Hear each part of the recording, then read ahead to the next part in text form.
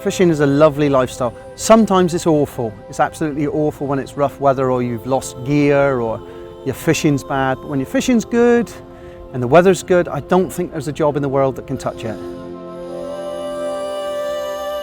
You can be out at sea and it's like being on a massive mirror. There's no movement, you're catching lobsters, sun's beating down, and it's lovely. And when you get back into the harbour, you've got your granddad on the quay, your dad's around, your uncles are around, your brothers are around. It's just nice working with family. I think to be doing that and to be living in Padstow, yeah, that's a big draw.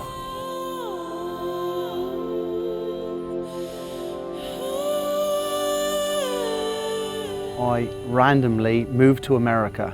I studied fisheries biology as an undergraduate, and then I stayed on and studied for a master's degree in fisheries conservation biology. And I think it was during this master's degree where I was flying down to Florida once a month for a week, contracting a shrimp trawler.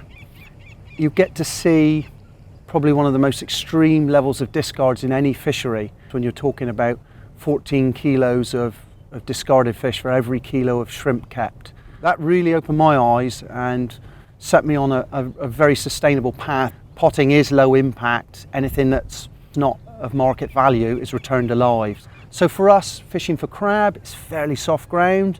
You know, the impact is going to be very, very small. We do get some of our produce, like lobsters and some of the prime crab, into some of the high-end restaurants, certainly in around Padstow and some in London.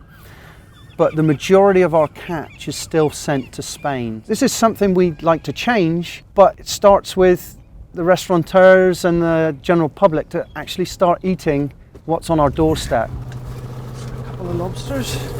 It's a lovely big female lobster there, about 12 years old, 10 to 12 years old, plenty big enough, end up in a restaurant in Padstow later today. We've got spider crabs that move in the early spring, and the quality is fantastic. But nobody knows it's a British species, but they're everywhere and we should be eating them. And I can't for the life of me think, why don't British people eat spider crab? It's delicious. There are many fishermen, certainly in Cornwall, fantastic quality, and I think they'd be delighted if chefs started contacting them and saying, we want to work with you. I think you'll find is you'll get such fantastic quality seafood, whether it be from the netters, the potters, the handliners. They'll look after you. They'll really try their best to get you the fantastic product that they're seeing every day.